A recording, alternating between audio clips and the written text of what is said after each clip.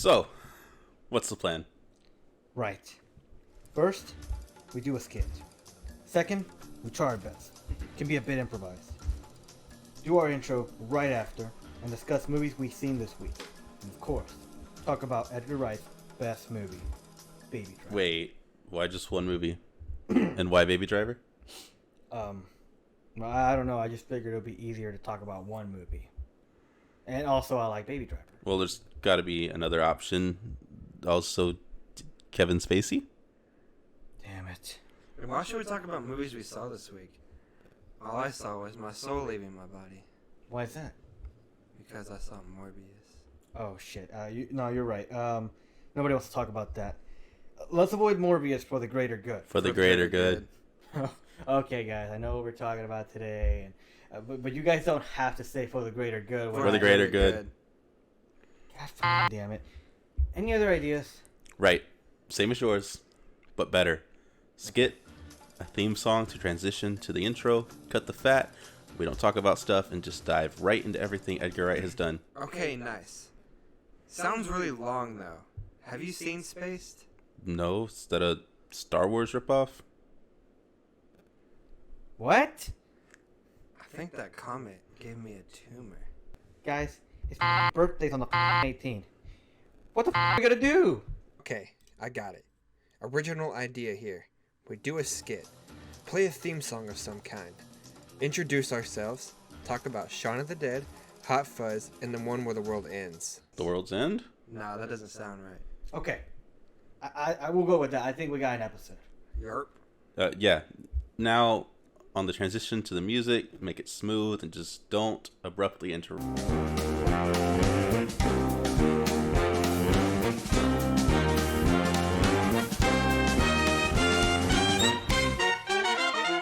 Hello, guys. Welcome to another episode of Three Dudes Sitting on a Couch Talking About Movies and Stuff. I'm Pablo Vargas, also known as some random Mexican guy on Instagram and Letterboxd. Oh, me? Okay, hi. My name's Colton. I'm sitting on a couch. My Instagram is KCAJC68. Or my Letterboxd is CJACK86. Wait, no, that's wrong. We'll find out. We'll do a voiceover. You don't. It's fine. You don't need to know. Okay, we'll do a voiceover. Okay, we'll fix that somehow. Anyway, I'm Chris. My Instagram is ChrisFM, and my Letterboxd is Indian_30. All right. My YouTube's ChrisFM as well. Oh, yeah, the radio channel. Yeah. Go like and subscribe. Go like and subscribe. Yeah. Helps Listen the to algorithm. Colton. Listen to Colton. All right. And today we have a, I guess, very special episode in a way. In a way. I mean, In a way. If you think about it, every episode's a special episode. I don't want to know what that means, but okay. Well, today should be the 18th, the day this gets posted. Yes, on. it should be. It should Definitely be. not the It should 18th be. if we're recording this. Right now, it's not the 18th. No. It is not But the by 18th. the time this airs or gets It's posted, January 14th. 2025. It's 2018. What are you talking about? April 18 should be Edgar Wright's birthday. Should be. Should be. It is his Should be. birthday. It is. It's gonna be. So, Happy early birthday. I guess, happy birthday. Happy to birthday, Wright. Edgar. And we're gonna talk about the movie that he debuted with, Shaun of the Dead. He didn't debut with Shaun of the Dead. He did. He technically, it's not his first movie, but this was his theatrical debut Okay. because his first movie was some parody. I'm not sure what it was called. Yeah. But it's kind of like a western. I haven't seen it. I'm Well, guessing nobody knows the title for that one. no. Not off the top of my head. No, I don't. No, but Shaun of the Dead was his first direct theaters debut, and starred Simon Pegg and Nick Frost. Yes. We're also going to be talking about Hot Fuzz and The World's End, Yes. also known as the Cornetto Trilogy. I've also seen it, the Ice Cream Trilogy is something that I've seen it named as well. I only know this by Cornetto. Yeah, Trilogy. I saw fucking... I have to be believed, right? No, I'm just kidding. Yeah, that's going to be bleeped. Headline, call it the Ice Cream Trilogy. All right. If I can interject here, it's called A Fistful of Fingers. A fistful of fingers is. I have one of those as well. I think we all do. I mean, we don't want to assume. Okay. That was in the 90s, right? This was before Space. It was 1995. Yeah. Yeah, it was before Spaced. Yeah. But yes, we are going to start out with Shaun of the Dead, which was released in 2004. A long time ago. That was a very messy introduction to get into Shaun of the Dead. Good. Very messy. Just So, like what are your the thoughts movie. on the movie? Well, you guys are gonna hate me, but I hated this movie. You hated it? I thought it was okay. No, I'm just fucking with you guys. I loved it. It's such a good movie, in my opinion, dude. I think it is an impressive debut for a first time. Theatrical release. Yeah. Yeah. But the guy, he just kind of shows off, and it's almost effortless for a first time filmmaker. But the guy had experience with space, of course. I haven't seen it yet. I really do. It's on my watch list. Yeah. And I think this was also a lot of the charm that comes in here is with the writing of Simon Pegg. They both worked on it. It's co-written by Simon Pegg. Yeah, Simon Pegg co-wrote all 3 films. They both did. And it's just a really hilarious take on the zombie genre, while also taking it serious and being a really intense, I guess creepy. It doesn't scare me, but it's a creepy horror movie. Yeah, you could say that. A lot of people, I think, say this is like a parody, but it really isn't. It's not a parody. It's not. It's not. If it was a parody, it'd be making fun of, zombie movies, but it doesn't make fun of it. It's a spoof without being directly making fun of zombie movies. It's still its own thing. Yeah. Just with a sense of humor and these characters that are just kind of goofballs. Colton, anything? Well, I mean, Go ahead. I would say Shaun of the Dead was based on an episode of Spaced. It was kind of influenced by an episode of that. It's where the lead, I don't know the lead's name in the show, kind of has like a dream where he's in a zombie movie, and that's the episode basically. And Edgar Wright and Simon Pegg took the idea and just made it into a full-length feature film. Good for them. I didn't know this. I'm glad they did. Yeah, which is actually really cool, I think. We'd really need to see Space. Yeah, I know. We need to see. we need to see Spaced. Okay, so the movie opens with Sean and Liz having an argument.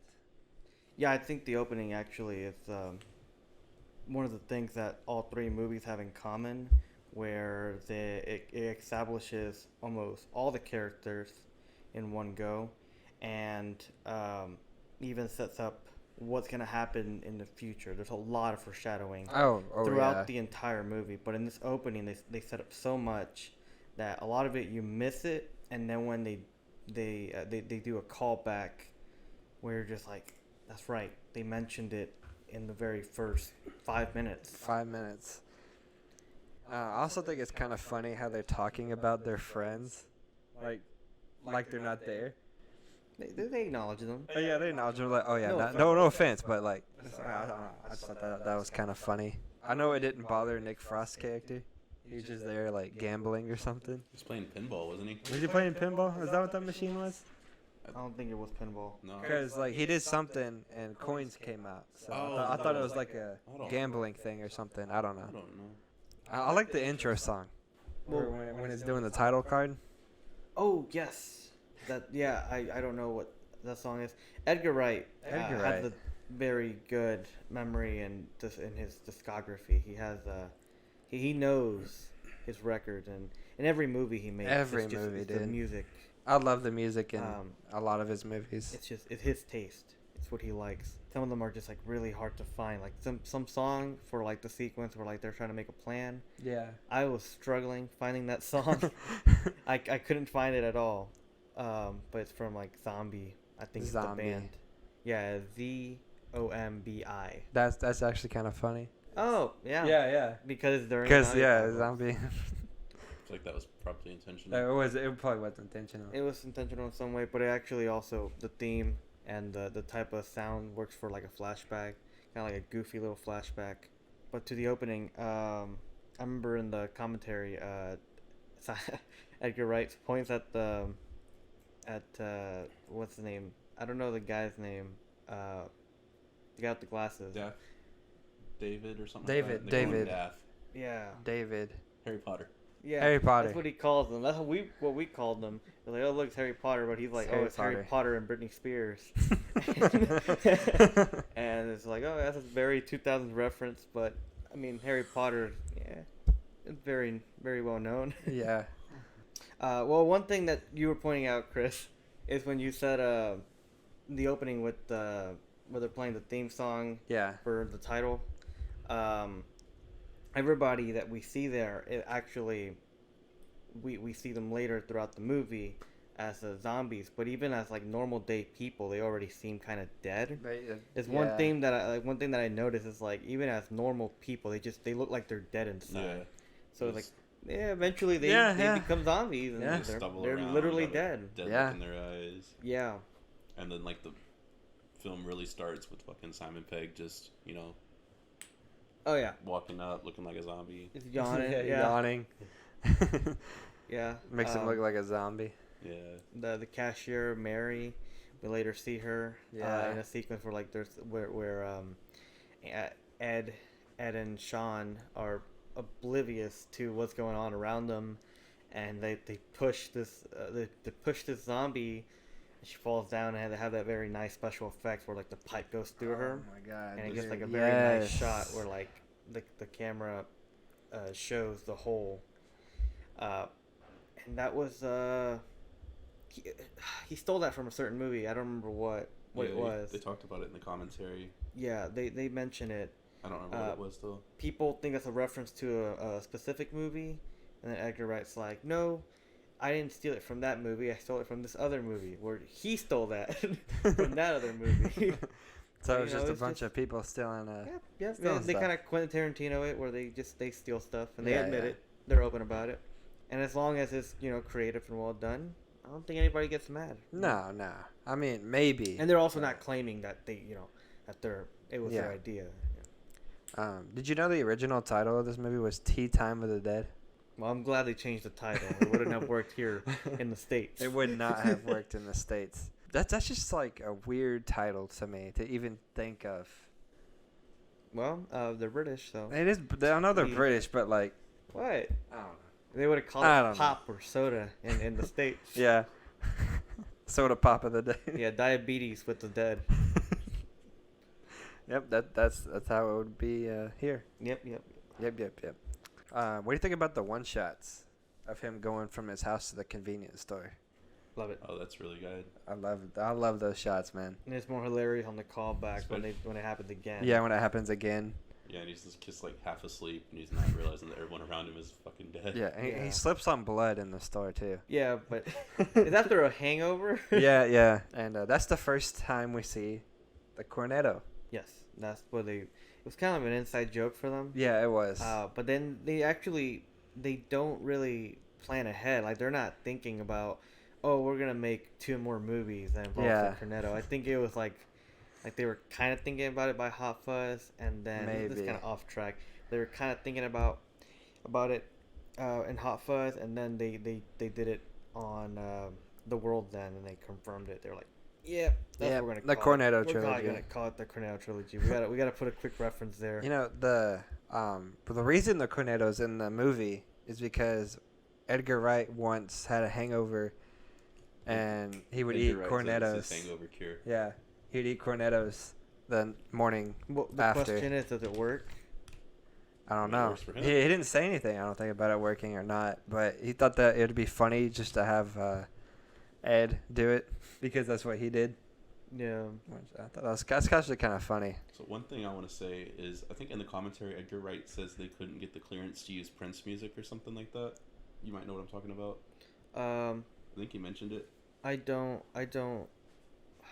They probably did mention it because Yeah. they do have a little dig on Batman Yeah, I '89 thought that might have been a reference to soundtrack. that. When they go Batman, oh, throw it. Like, Throw it I thought, away. Yeah, throw it. I thought it might be like a little cheeky Yeah. reference to that. Yeah, Edgar was saying, "Oh, I love Prince, but my God, that track is terrible." Come on, Prince. So yeah. So one of the themes that's with all three movies is mainly friendship. Friendship, yeah. The idea of having friends, the good reasons of being with a good group of people, and what to fight for. It's friends. But each one also has their own different theme. And in this one, besides friendship, what do you guys think it is? Because my interpretation was maturity and responsibility. Sean goes from this, I'd agree with that. yeah, he's not responsible. He's struggling. He's fucking up a lot. Him and it's Edgar, right? Or not Edgar? David. Him and David are kind of this love triangle with Liz too, and they're both kind of similar. The only thing is that David is more incompetent and is more pathetic and is more whiny than Sean. Definitely. And then eventually Sean's the only one that grows up by the end, because the main issue is that he loses Liz from the beginning of the movie. Yeah. Oh no. No. They're having a discussion in the opening about why they're Sean changing, yes. kind of like they reference it later about him like quitting smoking and all that yes. stuff. But Every issue they have in their relationships brought up there, and then they're trying to fix it, and then he doesn't reserve the date, and completely blows it by not reserving it and recommending the go to the Winchester. pub. Let's go to the pub. let's go to the pub And- because that's a romantic setting, right? yeah. Alcoholism. Yeah, I go to the pub every day. What are you talking about? Just an alcoholic. Alcoholics. man. Yes. Yeah, so like that's what I kind of see. And then by the end of the movie, he grows as a character, he learns, and yeah, it's maturity. He becomes mature by the end and fixes Well- everything with Liz. Well, he becomes mature like when they're in the pub. Everything goes down. But Yes. then the end of the movie, he's back to being the same guy, sitting on the couch. But more adventurous, because there's like a little nod Oh. to the two So it's the two sugars. Two sugars. Yeah. Which is something I noticed. I was like, he doesn't But like, put sugar in his tea. I feel like he didn't. But I feel like it just didn't keep the growth, because like if you notice, it mirrors the opening scene where he stumbles out again, looking like Yeah. a zombie, sits on the couch. Well, it's to establish everything went back to normal. That's the Yeah. zombie thing. It's like Mhm. he's back to his normal life, Yeah. but now he's a bit more adventurous, has more to live for. Yeah. It is more of a happy ending. But something that I thought about that I never thought about on this watch is that I think the villain of this movie. Does anybody want to take a guess who the villain might be? David. I wouldn't say David. I'd say Because I have my own idea of who the villain might be, and I don't know what you guys are gonna think. I don't But know. What do you think? you haven't guessed, and you already said David, and I think it's Ed, in a Ed? way. Yes, the lovable Yeah. screwball misfit guy. Because he does The lazy bastard. he does fuck up a lot. Well, it's not him fucking up. It's him being selfish. He is very selfish. He's kind of dragging Sean's life downhill. The only reason everything goes downhill is because he didn't call Sean back. He didn't let him know about the reservation in time. I took notes about this, but there's a scene where he notices his stepdad's car, Sean's stepdad's car, Yeah. and he purposely ruins the car they currently have just so he can drive that car, just making more issues. Yeah, he recommended the pub. It wasn't Sean's idea.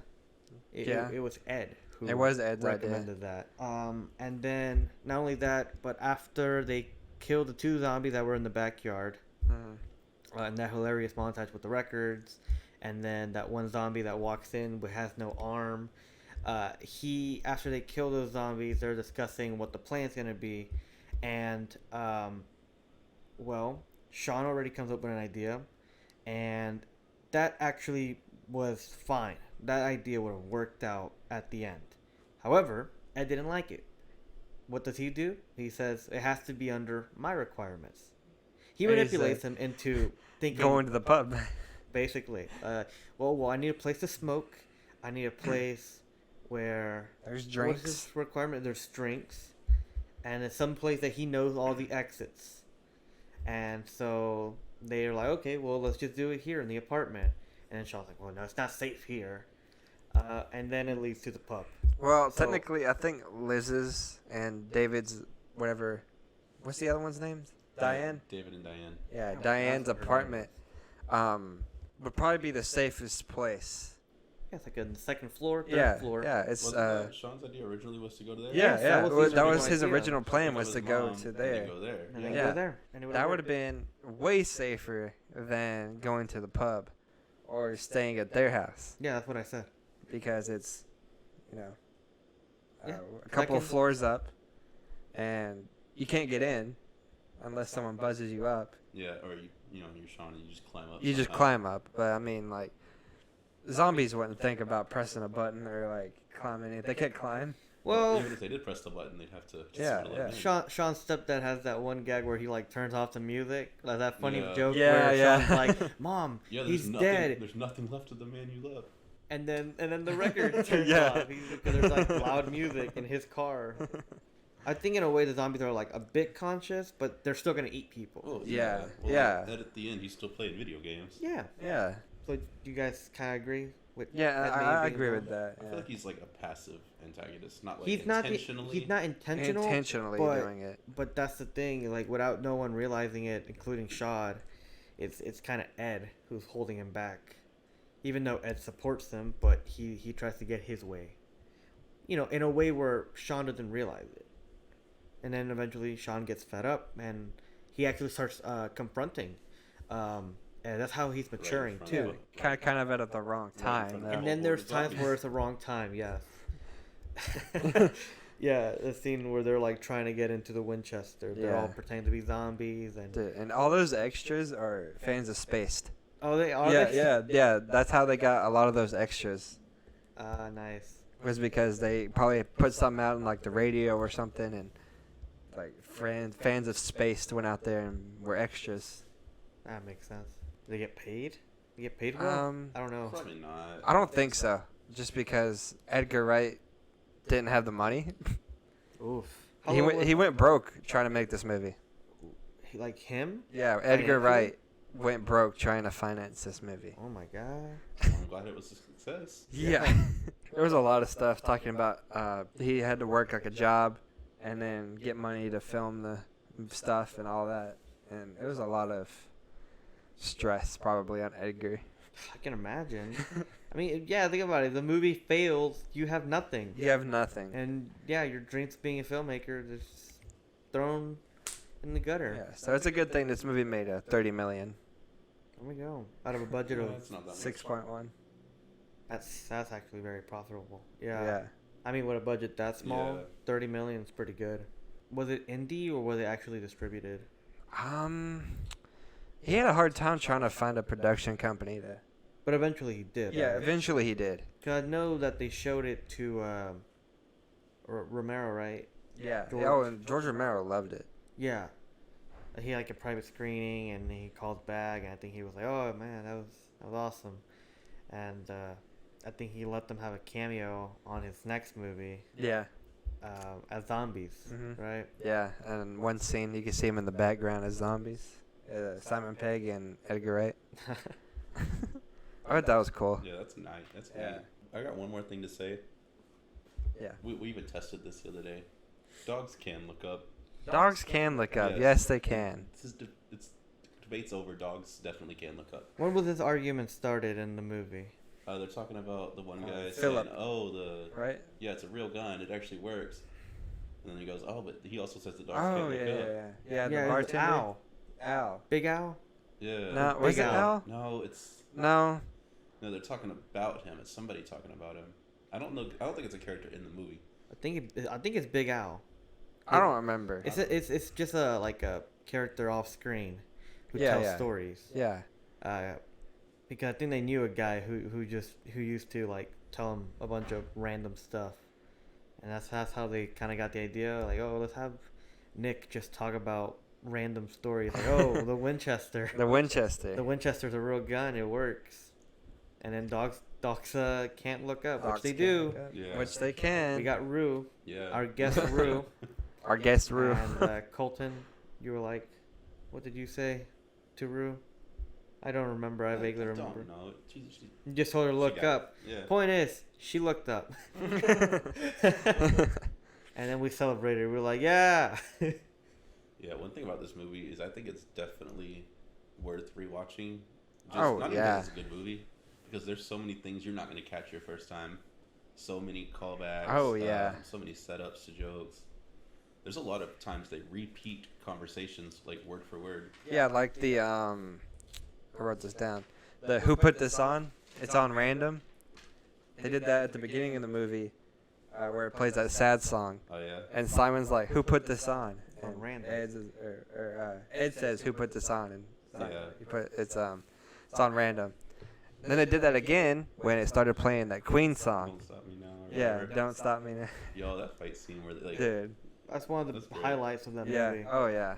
I wrote that down actually. yeah, and then other ones like where he's playing the video game, and he's like, oh, over there, like top left Yeah. corner, and then like they're doing the gun. Yeah. There's so many callbacks in this movie. Another one when he meets the girl, like his friend or whatever, Yeah. and they're like, oh, how are you doing? Oh, we're surviving. And at the end of the movie, Yeah. he says, oh, how are you doing? Oh, we're surviving. Glad someone made it. Yeah, they got callbacks. They set it Yeah, I up. They think, do that a lot with these three movies. yeah, I Yeah. feel like he especially did it the Shaun. most in that movie though. In this one, Yeah, I I feel like think in it's this one more they did it the noticeable in most. this one, Oh. but it's still well done. Are we gonna talk about the thing that Nick Frost says?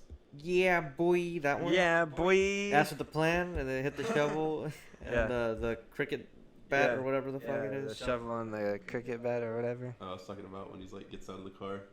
No, we don't talk about. We don't that. talk We're about not that. talking about that. Okay. No, Not let's talking just about skip it. that. Okay. Yeah, That's one thing that did help this movie back a little bit for me. it didn't age No. well No. at No. all, so we're not gonna talk about it. If If seen you the guys movie, seen the movie, you know yeah, what we're You talking know about. what he's we're talking talking about. about. What's up?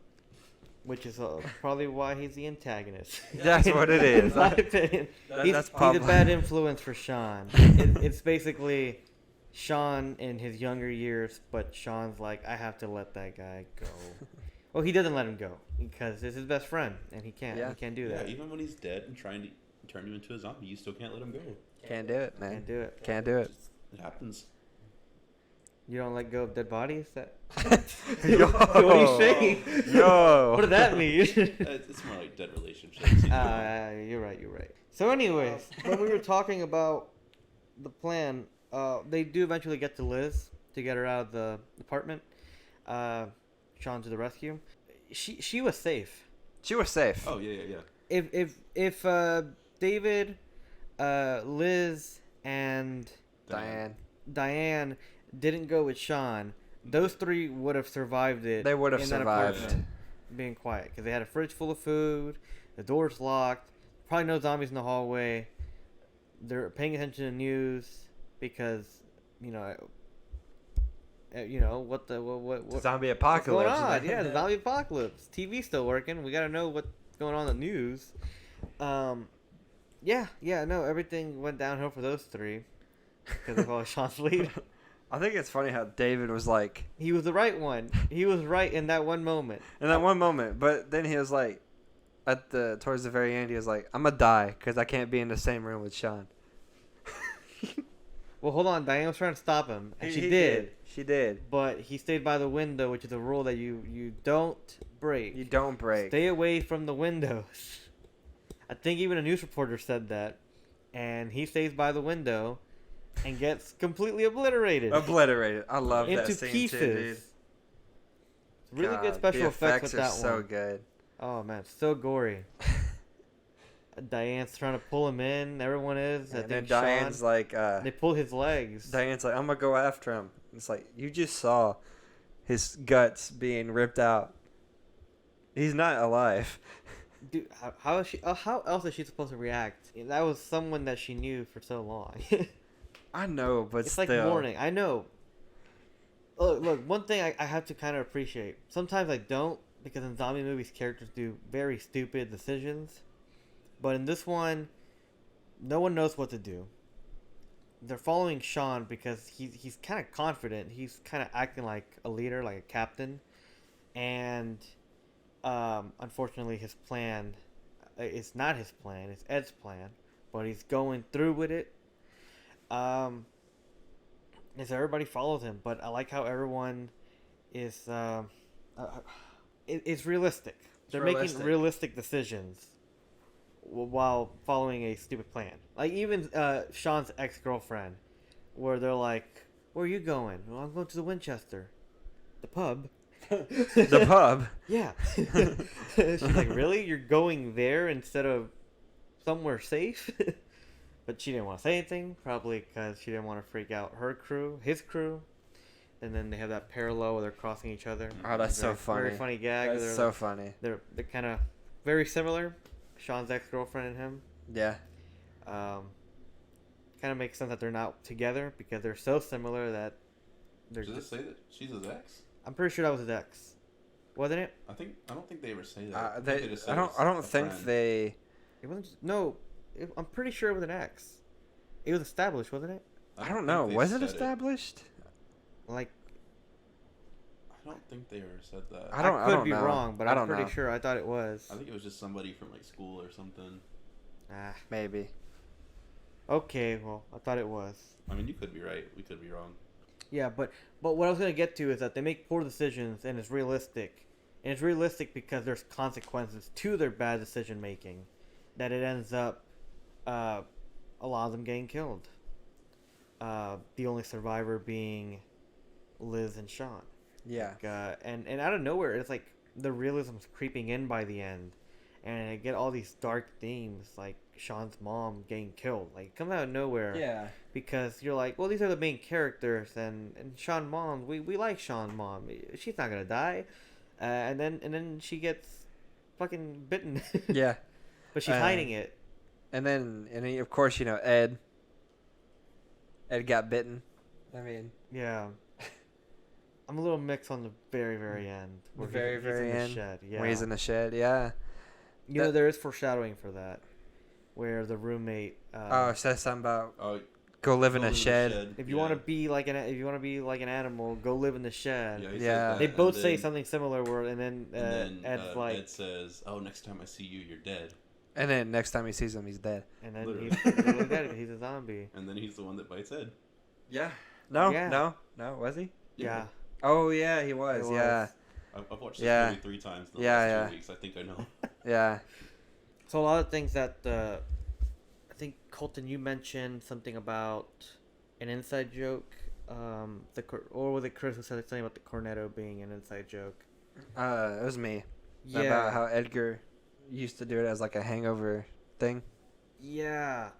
So I think it was in a scene where like the whole gang and crew are in the bar in the pub, and they're just sitting and there's something going on because there's no power or anything, and Shaun's trying to get Ed to do his monkey impression, and then Ed is like, "Well, I'm not your performing monkey. I'm not your I'm not a performing monkey. monkey. I'm not your circus monkey or anything like that." And actually was a running joke. That was an inside joke between them, because that's something that Shaun and Edgar would sometimes do, where they're like, "Oh, Nick, do this, do that," and he's like, "I'm not your monkey," and he would say it like that. Oh, that's actually kind of funny. And I didn't know that. So they bring it in this movie, yeah. So like the Cornetto's an inside joke. That was an inside joke, and there's a lot of good chemistry with Ed and Shaun because they actually used to live together. They used to be roommates, and so it just makes sense. They have great chemistry together. And so anytime there's like emotional scenes or like they're arguing or just being goofy around each other, you can see them being as best friends because they really are best friends. And if I'm not mistaken, I think this was Nick Frost's first movie, right? Yes, it was his first acting role in a movie. It was his first acting role as Ed, and I gotta say, he does really good for someone who, first time actor. Oh yeah, dude, he does a great job. Yeah, without this movie, we wouldn't have Nick Frost. We would not have Nick Frost. It's a good thing Edgar and Shaun were fighting for him. honestly, because didn't they want to? They wanted someone more They wanted recognizable. someone, yeah. They wanted to cast someone else that I But, think had experience. Yeah, the and studio was wanted more- someone more recognizable. Yeah. So one of the sequences we were talking about was when Sean went to go rescue Liz. When they're actually escaping out of the complex, if you notice, Sean's the only one attacking them. And everyone else is just kind of like standing back behind Sean. And at first I Yeah. just thought it was like, oh, they're scared. They're not going to fight back because they don't know what to do. It's kind of in character. Sean's the leader. But the reason why is because Sean was the only one with a fake weapon. He's smacking all these zombies so they don't get hurt, right? Because a fake weapon. Yeah. Everyone else has an actual real tool Oh. or device. So they have to, Oh. like, they're just holding it, and it's like they're awkward in the backstream. But it kind of works because they're characters. That makes sense. It was kind of funny. They were like, "Oh, we'll give Sean the fake one, y'all. Take these. Don't hit nobody." Like, We don't have money for the other fake tools or fake weapons. Sean, you go whack them in the head. other people don't stab anybody or hit anybody. I guess no one else has anything else to say. I guess we might as well move on to what was the second film called again? It was Hot Fuzz. Hot Fuzz. Yeah, that's right. That's right. Hot that's right. Fuzz. Well, hold on. So no rating, no conclusion. Oh, yeah, yeah. Any Okay, Shaun of last the Dead. thoughts? Rating for Shaun of the Dead. Colton. I think I gave it 4 out of 5 stars. 4 out of Really 5 good stars. movie. Like I said, I think that one line just kind of holds it back for me. Definitely rewatchable. Definitely probably gonna rewatch it. Pablo. I think 9 out of 10. 9 out of 10. I've seen this movie so many times, and I felt the same way every watch. What's that in star form? I hate you. 4.5 out of 5. 4.5 out of 5. Yeah. And that is what I had. I had 4.5 4.5 out of 5. Nice. I love this movie. It's great. It's Love great. it. All right, so on to the second movie in the Cornetto Trilogy, Hot Fuzz, which was released in 2007. Yes, again, directed by Edgar Wright and co-written Yes. with Simon Pegg, Yes. starring Simon Pegg and Nick Frost. Yes.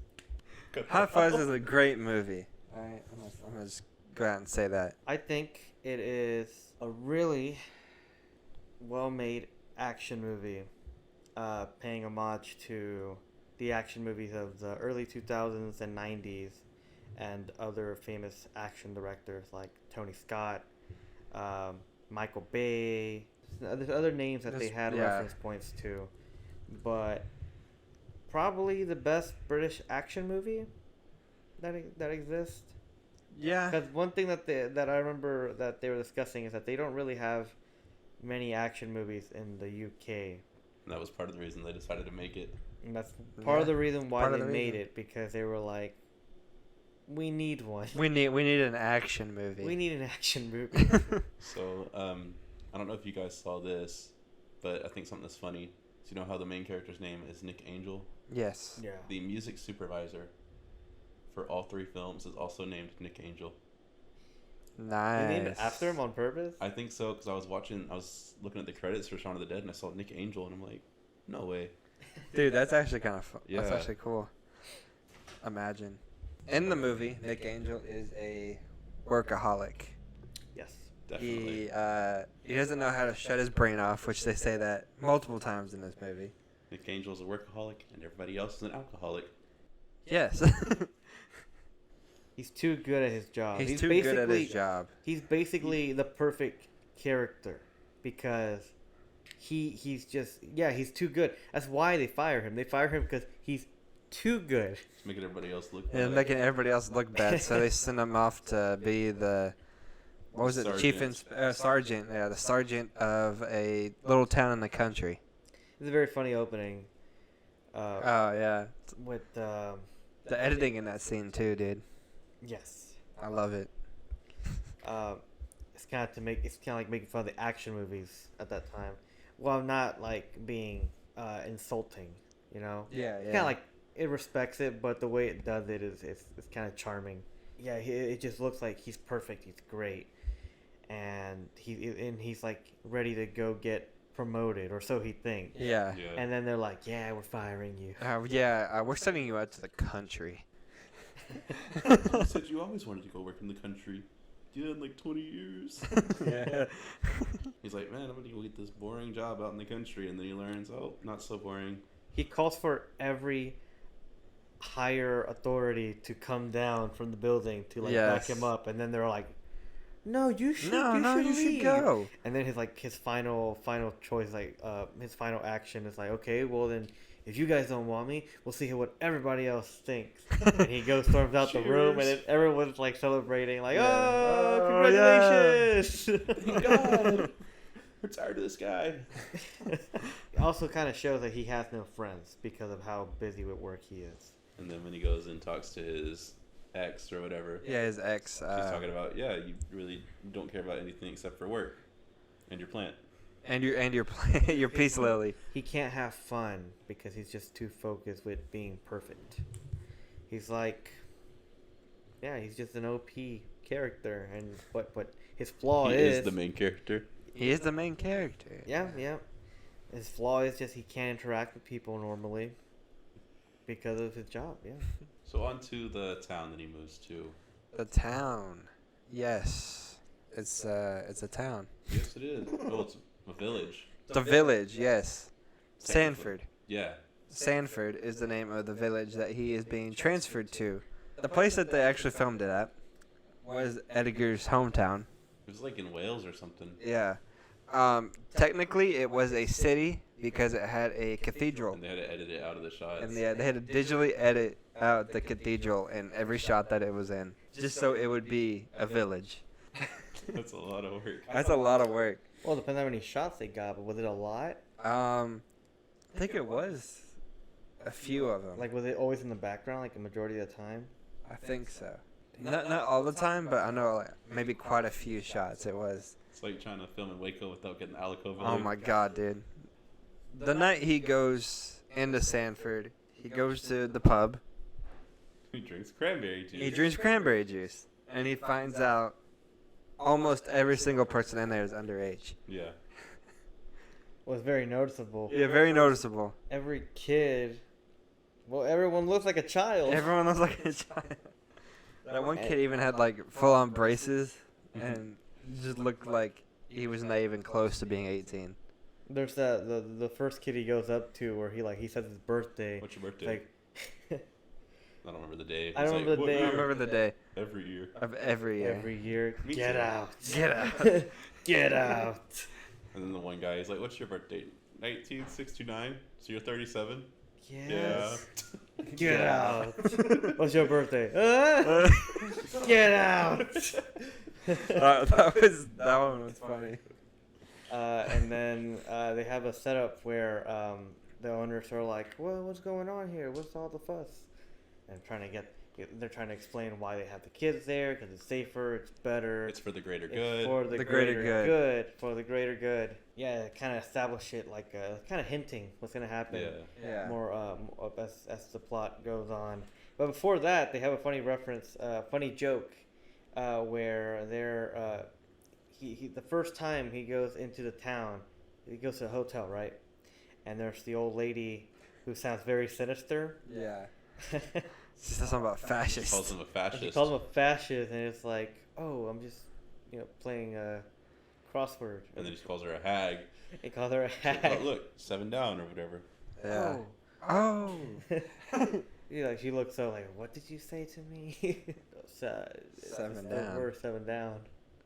And then eventually they have that hint, play on words. Play on words. Later in the movie, by the third act, which we'll get to. There's like so many hints. So many. It's dude. from the first time he steps in. There's so many hints of foreshadowing. Some like red Or- flags going off. Like something's off here.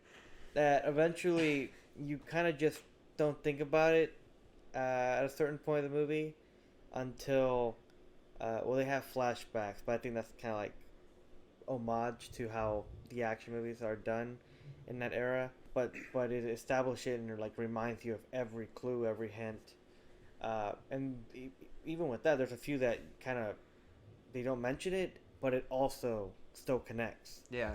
It all connects. It all connects for the greater good. For the greater good. For the greater good. But what are some things you guys appreciated? In the scene in the supermarket, you can see the Shaun of the Dead DVD in the bin. Yeah, but it's under the. But it's under name. the Spanish and Portuguese title, Zombies Party. Yeah, and they've got a sticker covering Yeah. Simon Pegg's face. Yeah. It's called Zombie Party. Zombies Yeah. Party. That's such a lame name. That's such a lame name. But that is the Spanish and Portuguese title. They also pull up a couple other movies like Super Cop. Super Cop. What was that Chuck Le- Norris one? Don't they have like Lethal Weapon or something? Maybe. He picked up a Chuck Norris one, didn't he? Don't remember. I wouldn't be surprised. I think he did. I don't remember what the name of the movie was, but Right after he arrested kids, and I don't think Nick Frost. Yeah, it was all the kids. The guy's like, it's gonna be a lot of paperwork, and and Angel is just like, not a problem. And he like pulls out pens, and then they have like this over editing, over edited like over the top action, even though it's just him writing down paper and getting these mug shots of these kids. That one kid had a cone on his head. Kind of making fun of like action movies don't focus on all the damage or the stuff that's going on in the background. Yeah. They're He like, even mentions we only that they after make a watching, reference like to Bad that. Boys 2 or something. Yeah. Like you're not regarding all the enormous amount of paperwork. And he's like, that's not the point of the movie. That's the point of the movie. Sure it is. So yeah, it's kind of like it's making fun of that while doing it very cleverly and funny. The point of the movie, I guess theme wise, again, friendship, kind of like an anti-fascist movie, anti-authority. But, yeah, they say fascist in the movie. That should have been a clue, but the irony is Fascist. that she's the fascist. She's the fascist. Wow. And also the hack. But you know, Thanks. Simon Pegg called her that. I Yeah. think one of the funniest things I remember the first time I saw it, the red herring was very obvious. That I was like, is it him? Skinner. It was Skinner, Mr. Yeah, Skinner, Skinner. the owner of the store. There was a joke where they wanted to include it in the movie. They couldn't though, but it was gonna be in a shot where they're interrogating him, and they were gonna put like a sign that says "bad guy" on the desk or something, but they couldn't get it on frame or anything, so they had to cut it out. But turns out he was, even though it was like so obvious. The twist being is that it was everybody. Yeah, and the group is called NWA. Fuck the, NWA. fuck Yeah. the police. fuck the police. Okay. Fuck the fuzz. Well, the police are actually the good guys in this movie. Yeah, but For once. For what? These people who think everything that they do is for the greater good. The greater greater good. good. When they kill people just for like little things that don't really matter. One girl had like an annoying laugh, and she gets killed for that reason. yeah. But one thing in the commentary that they mention is that all the actors were like well-known British actors who played bad guys. So they were all casted for their history. Well, But not all of them, because the guy that played Mr. Skinner was Timothy Dalton. He played Yeah. James Bond. you're Yeah, right. you're You're right. right. You're right. The majority of them. Yeah. Besides him, I think the majority of them have a history of playing villains and bad guys. We, being dumb Americans, wouldn't have caught that reference if we didn't No, listen we to the would not commentary. have. And not only that, but we always associate NWA with the rapping A rap group. the gangster rap group. I think that was intentional.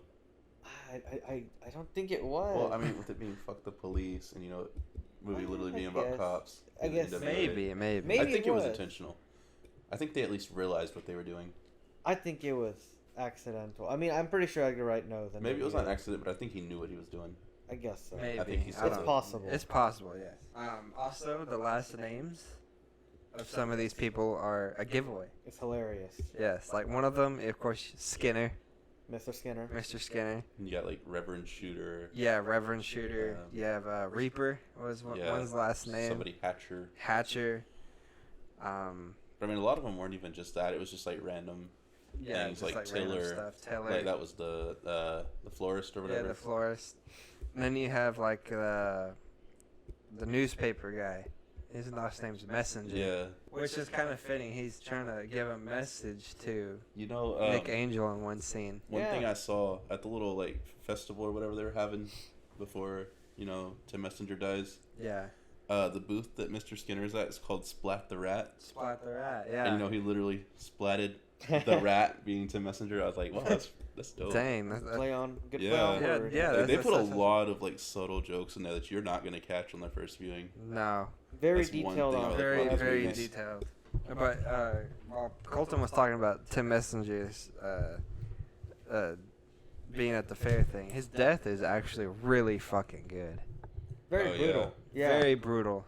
Also, the timing of being in that spot on the exact location where the object's gonna fall. I mean, Yeah, yeah. but it's it's entertainment, and also it's very brutal. Like realistically, that whole body would have been crushed and he would have fallen down on the floor. But he's like standing He's still, like standing Yeah. and he's like as moving. the stone is like through his body. If you guys don't know, the kill is a guy in robes goes all the way on top of the cathedral. Not Ghostface. No, Not Ghostface. Essentially. not Ghostface. We'll just call him Robes. Robes. And he's on the top, and he pushes a weak part of the structure. That's like a pointed, Pyramid. I guess Sure. pyramid shaped, and he pushes it off of the building, and it falls directly on top of the head of Tim Messenger, the journalist of the village, and Chris is right. It's an extremely brutal kill with well done effects. Oh yeah. And they literally only killed him because he makes mistakes in the paper. He Yeah, doesn't Yeah, know just himself. because he Just does typos. like typos in the Nice papers spell. and stuff.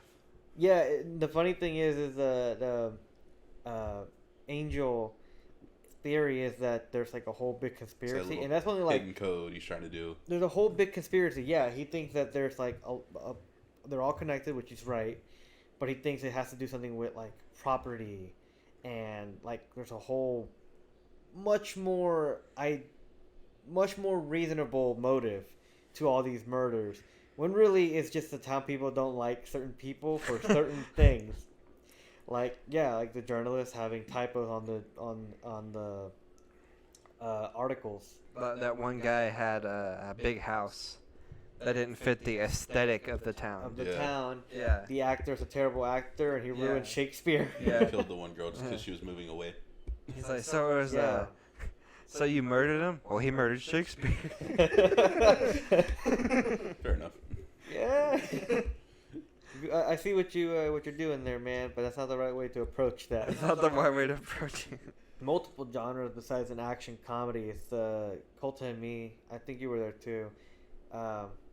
Where it's basically all the kills are like a slasher movie. Yeah. And when you said Ghostface, that's how we felt like. We were like, this is like Scream. It's like Ghost. Where there's more than one killer, and they're all working together. And they all wear robes. And they wear robes, just without a mask. Just without the mask. And my way of seeing it is it's a Scream movie, but from the perspective of the cops. Yeah. Yeah, I remember you saying that. That's what I said. Yeah. But it felt like a little bit like that. The cops are so stupid too. The ones that have been there. Because it'd be like the one that had the shears in her throat. She fell he's on like, it. so you're saying it wasn't an accident? The swear box scene is hilarious. Oh yeah. Yeah. They were fucking murdered. Yeah, they have every word written on the box, and you have to put money through it. So every time there's cussing, and then he didn't put the right amount of change, someone else covers for him. It's like, thank you. What's his friend name? The Nick Frost character. Nick Frost character. Oh, Danny. Danny. Danny Butterman putting a coin like, thank you, Danny. Yeah. And they go back and forth, and they're just swearing. And yeah, So like, they don't believe it. It was a murder. Everything that they see is an accident because accident. they've never been a murder in this town. Even though that's a lie. that's a lie. Because all of them have been murdered. Yes. Well, maybe some of them were Maybe, accidents, but maybe. because everything's reported as an accident, Yeah. they can't believe it could be a murder. And do you know the shop owner where they get the Cornetto from? Yeah. Basically told them that there was more than one killer. When? Because she was like, You and you catch like them catching them killers? killers, eh? And then Danny or Nick Frost And then goes, Nick- "Oh, there's only one." Yeah, it's just the one actually. And Oh, and that's when where he Angel gets kind of gets the like, idea. there's multiple Yeah. killers Slipping. slipping. Come on now. Nah, they're old. They probably got that dementia kicking You in. can't be slipping like that. She should have died for that one. We were talking more about the group, but I really like the relationship with Nick Frost and Simon Pegg's character. Oh yeah. With, They have like really good chemistry in this movie. with all three of them, they but do. one's But in really this really one, good. it's really nice. And it's like really sweet. Something I saw was apparently in one of the first drafts, Simon Pegg was supposed to have a love interest or something like that, Uh-huh. but they wound up cutting her and just like reusing like some of her moments with Nick Frost's character, and like literally like them having like some things he says like word for word. It just kind of builds on their relationship Yeah. as like friends. I was like, wow, that's pretty neat. That's pretty neat. Yeah, Yeah. that is pretty cool. I don't know how true that is, but that's something I saw in a YouTube video. So I think I like it better with them being just best friends. yeah, Yeah. I This don't, one didn't need a love interest. yeah, Angel needed a friend. He needed someone to like disconnect them from work. Turn that switch off a bit just to relax. And I think in like 47 minutes in, that's when he finally smiles because Danny finally makes him laugh. Andy that's- is the one of the cops. It's the Andes. The Andes, yeah. I was 'cause gonna say Andrews. Andy is a different character from a different movie, which is The World's End. But we'll get to that later. Yeah, no, it's great. It's great. Seeing Simon Pegg as a straight man and Nick Frost still being goofy in Still this being one, goofy. but in a different way, more like a child. He's so innocent Yeah. with a lot of things. Like they're in the fair, and but before the fair, he's always like asking him questions, like oh, have you done this? Have you done that? Because he wants to see action. That's why, kind of part of him joining the force is because he kind of wanted to see his action movies become real life, but realistically, that wasn't gonna happen. And second, his dad's in a cult. yeah. Yeah. And so he's never seen like murders. He's only seen like accidents. And I'm putting this in quotations because We don't call them accidents anymore. We The call them collisions. collisions. yes. The collisions. 'Cause accidents implies there's no one to blame. You're right. Come on now. You're right. Did you even watch them? Yarp. Yarp. Yarp. Narp. The muscle. That was a funny scene when he fights Angel. And he does a one-liner. Paying homage to every action movie ever. Yeah. Where he throws a teddy bear at him, and he's like, "Hey, big boy, playtime over," and knocks the shit out of him. Yeah, that one was funny. They did it on purpose the second time though, where he didn't do it. Yeah. He didn't do it. Yeah, I was expecting like an Arnold pun. Chill out. Chill out. Freeze. Freeze. That would have been cringe. That would have been put crazy. some ice on that. But instead, he just goes up to Danny and tells him like, "Hey, but I didn't say a one-liner when he was in the fridge, but I did do this to him when he attacked me in my Yeah, apartment." Yeah, Badass. there's a whole bit you missed. Camera work, the action, Dude. a lot of references to Point Break and Bad Boys 2, 2, which yeah. they mentioned, they set up. I got the big shootout towards the end. They do that like the camera spin. Oh yeah, They do like the shit camera just got spin. real. Yeah. I think they say that line, don't they? Did they? I think they took the line and they reused it in this one. Maybe. Something like that. Damn plagiarism. A bit of plagiarism. A little Or bit. Danny said something else. Danny responded after that. Yeah. That's the difference. Yeah. But yeah, no, it's epic. The shootout was epic. It's pretty fun and really well done. Really well. Yeah. And then they apply humor here and there, and they do it so smoothly that you kind of chuckle a bit because you're like, catches you off guard a bit, which is not an easy thing to do, blending in comedy and action at the same time. This trilogy does it very well when they blend comedy with the genre that they're paying homage to. Kind of like when they're doing the car chase, and they like try and miss the goose in the car. Oh yes, so they set it up when Yeah. with the farmer. Yeah. What was the guy's name? It was What is it? P.I. Stanker. Oh, Piss taker. piss taker. Piss taker, fuck off. Take the prank call, and then it turns out that was actually his name. Yeah. He's talking about the goose. So how would you describe the goose? Well, long neck, a yellow bill. An awkward conversation after cursing him out. And then they can't catch the swan. Eventually they do towards the end, so they still do their other jobs That's so funny, dude. while on a chase. And then that swan pays off by stopping Danny's dad from escaping. Yeah. So like it all connects. And then Which also was a real swan in the car. That wasn't Yeah. fake. It wasn't. Yeah. It wasn't no puppet. It wasn't just some it's a real swan. photoed in the background. It was a real swan in the car. Nice. That's how you do it. Really chill, calm swan. Good actor. Give that Oscar. Give that Oscar to a swan. Yeah. It won't slap you. Might bite you.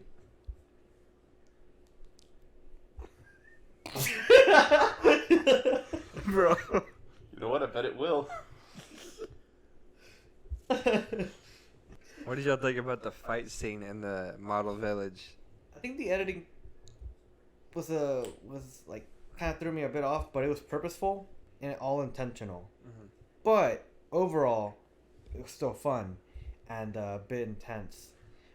And like there's that moment with the water shooting up in the air, kind of like a fight in the rain. They do it Yeah. in John Wick, so it's still a cliche that's Still a done cliche. to this day. But the ending of the fight where Mr. Skinner lands on a tower, a pointy Ooh. tower, and it goes Oh, yeah, right through yeah. the underneath his mouth, and it's just like so. Alright, gruesome. did you, It's like, did y'all nasty. notice that the toy car he trips on is a truck for his company, the Summerfield Market? I didn't notice that. Yeah, it's a Summerfield Market truck that he slips on. Wow. I thought that was a pretty cool detail in there. His own brand. His taking own him brand down. taking him down. I think all the side characters in the police force are also entertaining.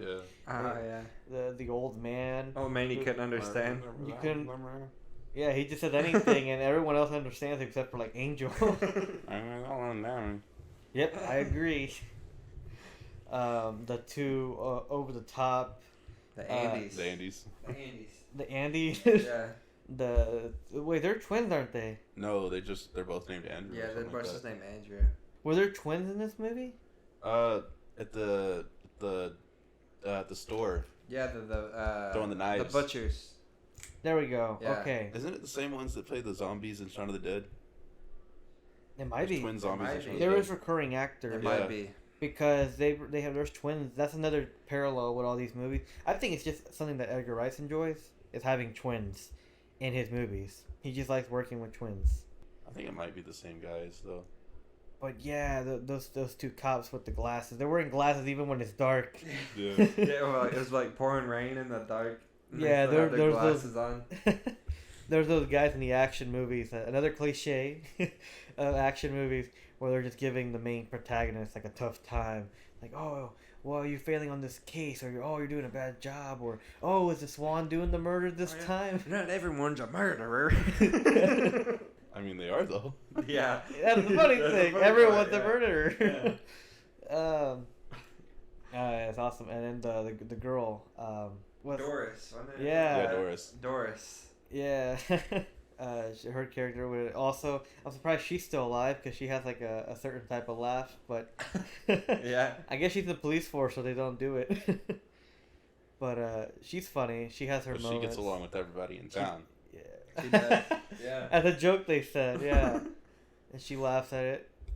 And she makes jokes. I think there was a joke in the store where it's like nothing wrong with little girl on girl, and then does her laugh, and then there's just like one guy who like doesn't get the joke. Yeah. He just looks around at everybody, For like a split second, you can see. He's I think he, like, confused laughs. by the joke. and he like Wait a second, I don't get it. It's such a small detail. It's all detail. But Yeah. it's so funny that he didn't get the joke. In the line for the Michael Bay shot, I don't know. They said shit got real. I think they said Danny says motherfucker. Oh yeah. I kind Take that, motherfucker, or something something like that. Yeah. That's when More action packed. yeah more like let's get everything that every action movie does and throw it in the third act. Oh, I saw something that apparently, like, at the final fight scene or whatever, there's these, like, old ladies that come out, and, like, they say, like, mothers or something like that. Yeah. Apparently that was Simon Pegg and Edgar Wright's mothers. I saw something Yeah. about that. Yeah, that was their What? mothers. Alright, so how did you guys feel about this movie? Dude, I love this movie. Honestly, it's a really good movie. I think I gave this one 4.5 out of 5. I don't think I liked as it as well. much on my first viewing, but I thought it was good. Yeah. Then when I rewatched it a couple days ago, it was really good. Yeah. That's the thing about Edgar Wright movies is that I when feel like most of them get better. on rewatch. Yeah. Yeah, I That was me gave with- it 4.5 out of 5. That was me with these first two movies. That was me with Scott Pilgrim. Maybe not Last Night in Soho. I have to rewatch it. And I still need to rewatch Baby Driver. That one gets better on rewatch. It does. I Yeah, think. well, I really liked It that just- one the first time. It aged poorly just because of what happened in the. Oh, we know. Yeah, we'll yeah, talk yeah. about that in a later Well, we'll episode. talk about Maybe, that. but we when- might not talk about that. Well, maybe not. We'll talk about Baby Driver and we'll address it, but Alright, guys, Baby episode Driver on 3, his own, it's still great. Yes. Episode 3, Baby But- Driver and Scott Pilgrim. No. Paul Blart. Oh my god. I love this movie. It's probably the best one out of the three, in my opinion. But same score as Shaun of the Dead, 9 out of 10. And in stars, I know you're gonna say something, Chris. 4.5. You got it? 4.5 out of Wow. 5. Yeah, there you go. Yeah, I think I'm definitely 4 stars on this one. It's really good. I think I slightly prefer Shaun of the Dead, but they're both up there. All right. All right. This is. The World's End, Pablo. Yeah, I'm looking up the title real quick. Hold on. I'll The come over. World's End. I'm looking for the goddamn title. The World's End. Okay, thank you. There we go. There we go. I'm so proud of you. Directed, again. And By- you guys won't believe it. Edgar Wright. Oh, yeah. So this one was released This is in Michael Bay. 2013. This one was released in That 2013. was a long time ago. 2013. 2013. 9 years ago. Starring Simon God Pegg. damn, 9 years? Fuck. Directed by Edgar Wright. Starring Simon Pegg and Nick Frost. Oh Again. shit, really? I know, right? Wow. And co-written by Edgar Simon Wright and Pegg. Simon Pegg? Yeah. Again. God Wow. damn it. Like they're Who'da parallel each other. It's and like I- this is a trilogy. And I think by at this point, this is when they called it the Cornetto Trilogy. When this movie ended. And they were like, yep, that's what we're calling it. Yep. Also, for the people, I think most of our audience are American. Oh, except for Except that one Canadian. Shout out to you, man. Shout out to you. You don't have this in your country either. But Cornetto's, or it's a UK thing. It's a It's UK only thing. there. We were all disappointed to learn that. Yeah. Oh, yeah. I wish we had some Cornettos here. They look better than drumsticks, man. They do. I don't know, drumsticks pretty good sometimes. They're pretty good. I like Pretty good. drumsticks. You It's know, just they that. really slap. They really hit. Chris, Anyway. Chris, make sure you put a chirping sound effect in the background just so we can, playing over me too, just so we can know that joke was so bad that there's crickets playing in the background. So yes, The World's End. What do you guys think about this one? I like it.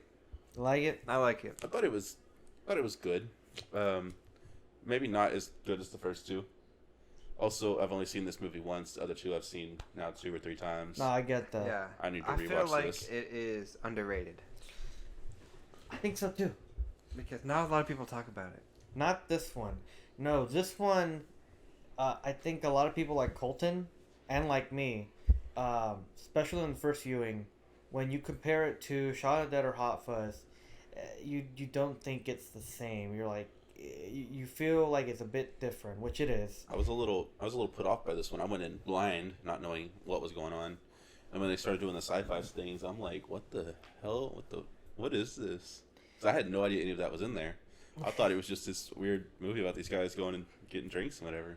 Oh yeah. Oh yeah. Oh yeah. There's. And I start seeing alien robots that aren't robots with blue blood. Hold I'm on, like, spoilers. it's acknowledge this. This is like my fourth time watching it, maybe. Can't even count that high. I know you went to, and it's great. Like, I know you went to, and just cut it out. Yeah. I like this one. I love this one a lot, actually. It's not the best one out of the three, but as its own, it's still thematically it's really good. I think when it comes to cinematography, it's Oh. probably the best out of the three.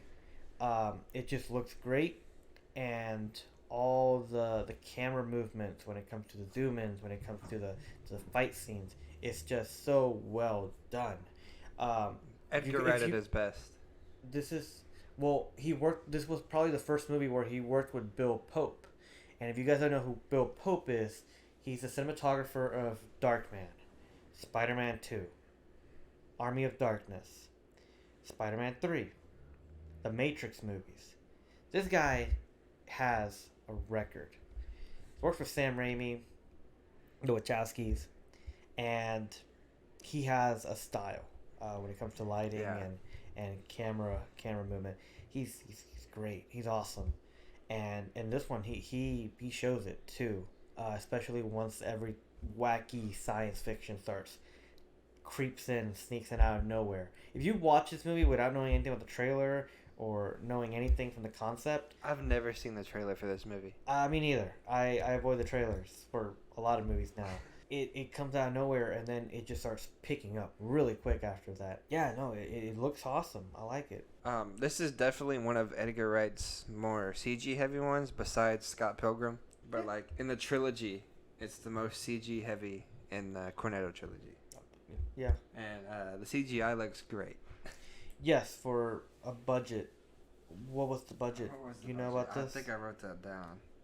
I'm sure it wasn't very big, but in comparison with another movie that came around that same time, this is the end. Oh. Another movie. The only thing that they have in common is that it's kind of like a world-ending event, sort of. The characters are all a group of friends, and they're all getting on drugs on this one special night, and then chaos starts happening.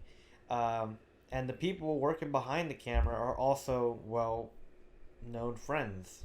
They know each other. I just think when it comes to the comedies, very different. Very different. And when it comes to ideas, also very different. Well, I mean, it's basically American comedy versus British comedy. Yes, I think the comedy is so much better in this one, because I feel like everything's on script.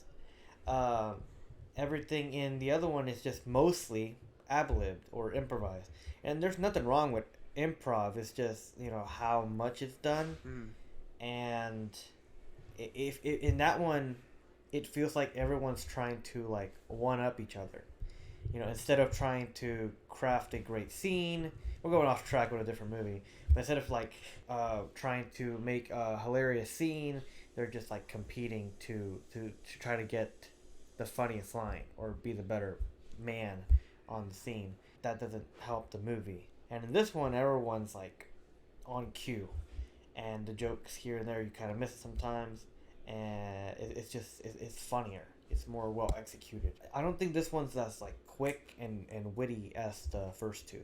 In No, comparison. it's This not. one in the beginning is much more slower, which can be a bit of a turnoff in comparison. But like I said, But once it gets started, once the sci-fi stuff comes in, it hits the pedal.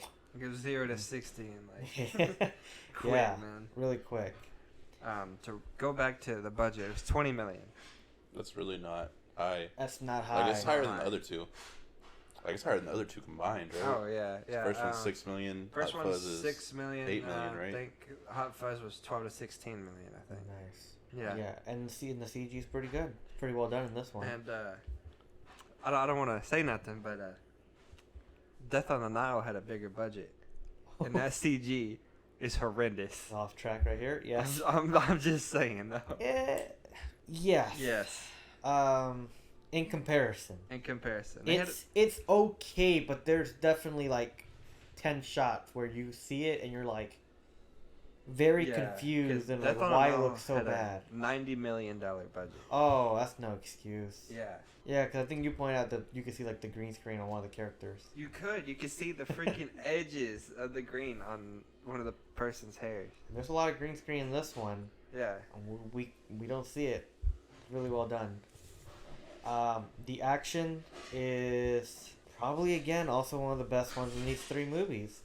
I understand that each one's a different genre. One's a zombie, one's a smaller budget, and Shaun of the Dead does it pretty good.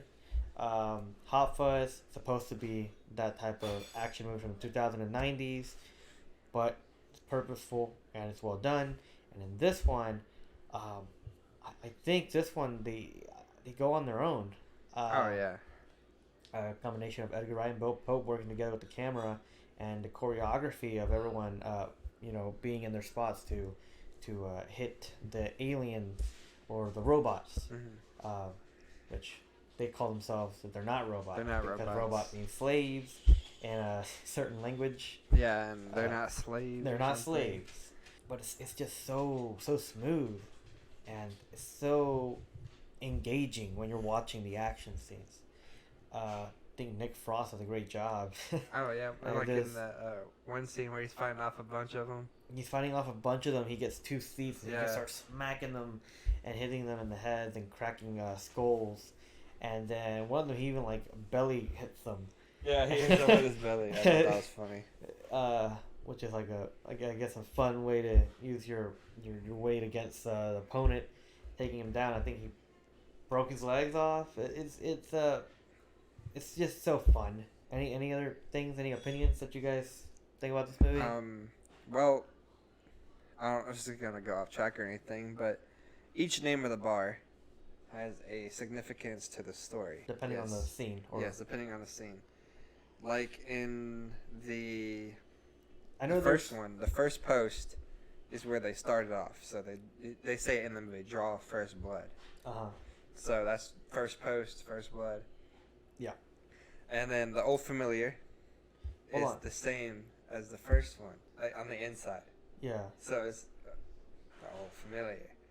Everything they have, I Yeah. think they make a joke about it too. Yeah. Like, oh, every single pub looks the same, which is actually apparently a real thing in pubs in England, where I think Edgar Wright and Simon Pegg were like, yeah, they're all almost the same, so there's no point in doing a whole Golden Mile or whatever, because they're all the same. Just get 12 pints in one Just bar. get 12 pints in one bar. Then you have the famous cock, where Yes. you got Gary King, Because he's a dick. because he's a dick. Yes. And then you got the cross hands, which is where they first cross paths with these aliens. Yes. So, I didn't yeah. notice that. That's clever. Oh. Okay. Yeah. I thought that was a good one. Are we gonna just list all the names of these? Yeah, I mean, there's only a few left. All right, go for it. The Good Companions, which is where they all are there together. Mm-hmm. And I'm guessing that just means that they're all, good companions. I couldn't really figure that one out. There was the two-headed The two-headed dog is where they which- fight the twins. where they fight the twins. Yeah. Yes. Then you have the trusty servant. Is where they get help from someone trustworthy. Was that what's his name? The old man, right? Yeah. Was it the old man or was it the guy who sold the drugs? The guy who sold the drugs. When Simon Pegg approached Yeah. him, like Gary approaches him, and he's like, "I have a code with him to buy drugs." And goes up to him and just like starts knocking on something. Yeah. Do you have any drugs? Yeah, that guy. Means that he was the trusty servant. Yeah. Okay. But he The didn't. mermaid one I couldn't figure out. I think it was because of the younger people that they knew. I couldn't figure that one out. But I know that one has a meaning of it. There's some meaning for all of them. Yeah. Then the King's Head, the sign has a portrait of Simon Pegg as a king, and his character's name is Gary Gary King. King. Then the hole in the wall is driven through. Ah. So now it has a hole in the wall. Okay, nice pun right there. Colton, did you write that joke? Yeah, did you Yeah, I write that did. one? How did And you then of know? course the world's end. I was on the is writer's where room for the World's world End. ends. Yeah. So I mean, I thought that was pretty cool how they went into detail on that. And most of these, I'm pretty sure, are real. Also, like Yeah. in real life, like Yeah. there's actually these locations. Some of them in their hometown and stuff. But yeah, I guess we'll start getting the spoiler territory. This time we actually give a disclaimer, unlike the other two. We've already been in the So- spoilers. Yeah, we've already been in the spoilers. this isn't We'll really just- we'll spoilers. just This give isn't a. spoilers. No, I'm saying we'll just give a big old spoiler warning at the beginning of the podcast. I guess so. I don't think we have gone to spoilers yet. No, right now not we're really. just describing certain sequences and certain moments. They're out of context, but now we're gonna probably get into like the stuff that's more important, more essential. We haven't even gotten to the open. I did notice something about the opening, where they doing the flashback. You know, Are you gonna mention the shooting the star? shooting star. Yeah, it's very faint in the sky, but you can't see it. Even yeah, Yeah. but well, one of the guys tells Steven about the shooting Mhm. star. I Where mean, he's like, people miss that though. yeah, About that. I missed it Yeah, until like Basil says something about they came in That's on a nice. shooting star.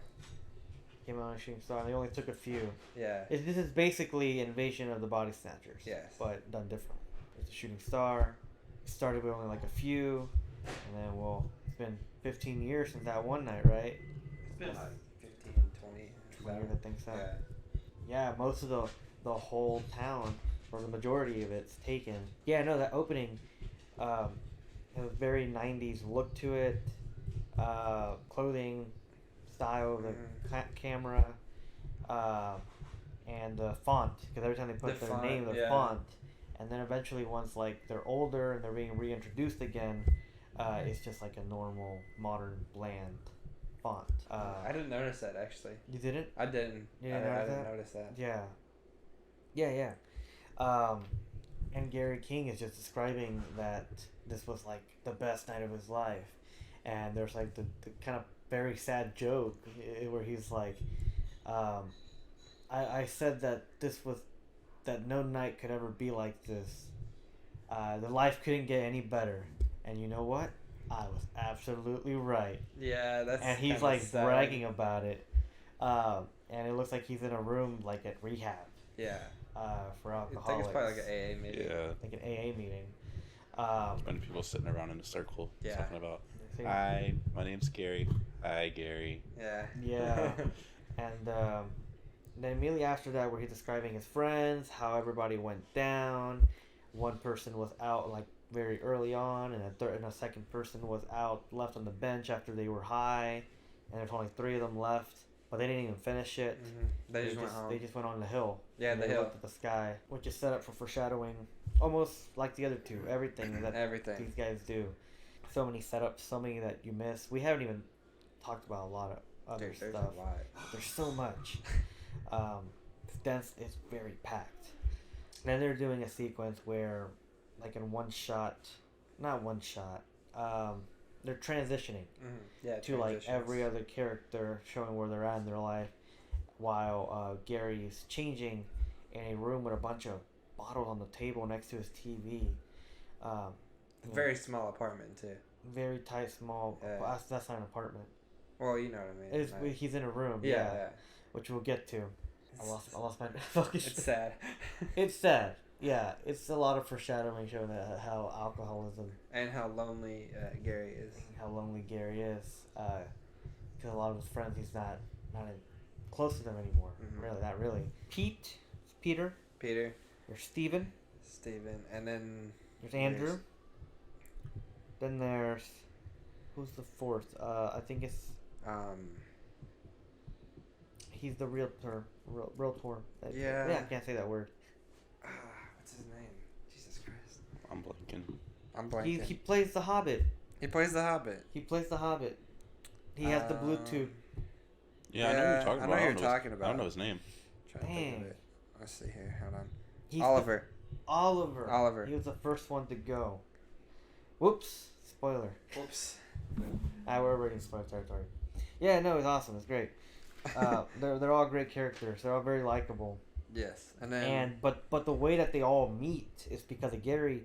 The way it's done is just very manipulative, and it shows that Gary is a compulsive liar. yes, Which, at first, is like, it kind of makes you not like him, and you're thinking to yourself, how am I supposed to like this character? Eventually, they pay it off towards the end. Where it's just like, damn, Damn. how is that possible? But yeah, he lied about Andy going. He lied about everything. Yeah, I'm saying, but lied about Andy going to everybody, and then lied to Andy about his mom dying to get him to go. Yes, he got every friend by telling them, yeah, everyone's already involved. Yeah. And that wasn't true, and there's like small details where even he was with Steven, and he's at a construction site, and he's like talking about the door and stuff, and Oliver's explaining to him like the reason why he's dying that way. And then later in the next scene with Oliver, he uses that example against Oliver. It's like, come on, you work with houses. How do you not know this? So he's like, he's dumb, but he's also smart when it comes to manipulating people and tricking them. He's a trickster. Mm-hmm. And when he gets to Andy, which is the hardest one, there's an implication that there was something about an accident, about those two having big issues. And the last thing he could do was lie about his mother being dead, which is terrible. It's a terrible thing to do. But we don't know that until it's revealed later on into the movie. There's a comedy scene where they're in the bar, and I think that's when you get the first clue. Is when like Andy's like, "Hey, I just want to ask you, tell you sorry about your mom dying," and Gary's like, "Oh yes, She's dead." she's dead. It was very sad. I only have 2 words for that. It's very, very sad. Oh wait, no, that's 3. Even though it was 2. But there was a deleted part of that scene where he's like, I think Simon Pegg to talk about in the commentary. But I also did see the extended scene where he's like, oh, it's kind of like a wedding. You know, everyone's wearing tall hats and wearing black. The only difference, someone's dead. That would have been funny though. They cut it out because it would have stopped the motion of how That's funny though. the pacing. Yeah, it was a pretty funny joke. Funny joke. I kind of wish they kept it in, but you know, creative pacing decision, issues. pacing. Yeah. Don't want to. It's better to take it out if it's gonna affect the whole movie. Yeah. That scene. I don't know if you'll notice this, but Gary says, "Paint it red," to the cop. He said, "We're gonna paint." He said, "Don't paint it red." You know, like the town. Yeah. And by the end of the movie, when the world is ending, the sky above the town turns red. Okay. Hence, painting Right. the town red. Which I was like, dang. Not only that, but in a conversation of Andy and Gary, when Gary's trying to convince him to come back to the town, Andy says, "Why would we want to go back to a boring black hole of a town?" Mm-hmm. Which eventually also becomes foreshadowing for that town, literally being destroyed Literally. by like a black hole. Yeah. Yeah. So yeah, it is. He wasn't wrong. So if we're, like, there's also a hint when they first get there that something's off. In the background, you can see a Blockbuster, which, you know, kind of hinting that the town hasn't changed since the 90s. I didn't notice that. Yeah. There's a Blockbuster. There's a in the Blockbuster background? in the background of one scene. I guess we're just too young for Blockbuster. We're too young for Blockbuster. But yeah, there's a Blockbuster in the background, which I thought, dang. That does make sense. That does make sense. Yeah, by 2013, I'm Yeah, pretty 2013, I think sure they there were. was like less than 100. Yeah. Leave that in the 90s. Leave that in the 90s. We got Netflix now. But yeah, so many red flags that they had about something being off. Yeah, But but again, they they were don't know- drinking too. they're drinking. Why would they pay attention to that? Because Yeah. well, one, they're focusing on Gary because they're concerned for him. The only one that can really see it is mostly Andy and Sam, And Sam. Oliver's sister, who shows up. I didn't recognize her at first, but it's the girl from Gone Girl. So it was really weird seeing her play a good person. Damn. We're not gonna talk about Gone Girl. Not yet, at least. Not yet. Not yet, at least. Oh. Is that gonna be for a future episode? Maybe. Oh, I nice. don't We'll know. talk about every movie. We only have one more episode planned after this so far, and that's going to be the Sonic double feature. That's Oh my god. Sonic Right, and right. We have Sonic agreed 2. on that, right? Yeah, we have a signed document. No, we're going off track, guys. Pretty sure that's been agreed upon. We'll talk about Gone Girl on Valentine's Day next year. Maybe. Probably not. Probably not. But we'll see. We'll pick a better movie. You think 2023. What did you say? You think we'll still be doing this around then? Dude, we're going to be doing this for 3 years. We're going to do it for 10 years. 10 years. 10 years of 3 dudes sitting on Oh the my couch talking God. about movies and stuff. Alright, we're going off track. Next episode. I'm just kidding. Alright. Colton, what did you think? What were some your highlights of this movie? I do think there was some good comedic moments in it. Some really nice, like what y'all were saying, cinematography, some nice shots. And like I said, this one didn't quite get me as much as the first two did. Mm-hmm. Still thought it was pretty good. I'm also not huge into sci-fi movies, so Hey, like, but they're you like there. Eternal Sunshine, though. Yeah, That's a that sci-fi one. That movie. one's more of a romance movie, though. Yeah, it's a love sci-fi movie. That's a little Pilgrim different, sci-fi. though. It's a little different. There's sci-fi elements to it. Yeah. Scott Pilgrim is not sci-fi. That's fantasy. That's I like, yeah, it's fantasy. That's like a book coming to life. Literally. guess. Like, literally. Literally. Yeah, I guess we'll get to the plot twist, where we think it's gonna be just a group of friends going on a trail of bar hopping. And it still is that, but the twist happens by like the fourth bar, Yeah, where the cross hands. and they are arguing with Gary. Gary goes to the restroom. There's a moment there where it kind of gives a clue of like Gary's mentality, where he sees the teenagers playing pool, and he's just like, "Oh, I want to be with those guys." Still showing that he just wants to be with younger people. Mm-hmm. He still has that young mindset ever since the 90s. He's still stuck. He's stuck in the 90s. He's stuck in the 90s. So it's like, it's really weird. Like, even Sam's pointed out, like, during where she's leaving, she points it out, where it's like, when you're 19, 17, and you're trying to go into a disabled restroom with me, I get it. We're young. But when you're in your 40s, you gotta move on, man. You gotta move on. Yeah. And she's like one of the only people that can kind of see through him. Where like anytime he's with someone individual, he kind of reveals himself a bit. But anytime he's with the group of friends or with the gang, he's always more manipulative, and he can hide his true self. When he's with the boys. When he's with the boys. So it's very tragic. And then he's in the restroom, and there's that one kid who's in there, and he gets annoyed at the kid because he's like, "Oh, you think you're better than me?" Then eventually there's a fight. It escalates real quick, and he rock bottoms this son of a bitch onto a stall, A urinal. a urinal, And his head pops off. and his head pops off, and blue inks are spraying everywhere, and it turns out he's like a blank. That's what they A call him. blank. A robot. Not a robot. Not Not a robot. They call him It's an blanks. alien. An alien. It's alien. And yeah, that's when Colton was very confused. Yeah, I was like, what the fuck? Yeah. And then there's like a whole I'm sequence. saying Oliver's catchphrase, WTF. Yeah, at that same moment, Andrew finds out that Gary's mom actually isn't dead, and so he rushes into the restroom to go kick his ass. But then the other teens pop up, and there's a whole fight sequence, which was really good. Yeah. That was a really good scene. It shows everyone's personality, why there's a fight. Peter hides under the restroom. He locks himself in because he doesn't fight. He's a coward. Gary and Andrew are the two that are like, Andrew especially are like doing their best. Doing the most. Yeah, doing the most damage, because Andrew was actually a wrestler, wasn't he? They said that he was into sports. He was the most athletic one in the group. Yeah.